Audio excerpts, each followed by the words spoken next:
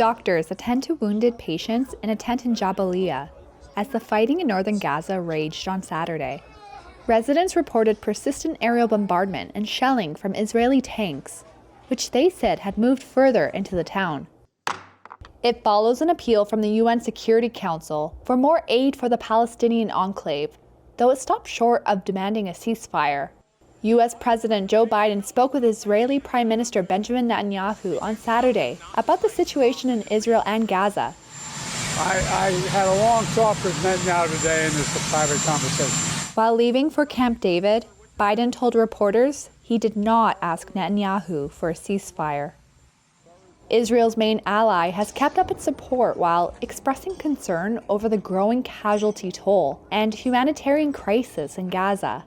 Netanyahu's office said in a statement, the Israeli leader, quote, made clear that Israel will pursue the war until all of its objectives are fully met. At least 201 Palestinians have been killed over the past 24 hours, taking the death toll to over 20,000 during the 11-week conflict, the Palestinian Health Ministry said on Saturday. Thousands more bodies are believed trapped under rubble. Hamas's armed wing said it had destroyed 5 Israeli tanks in the area, killing and injuring their crews after reusing 2 undetonated missiles launched earlier by Israel.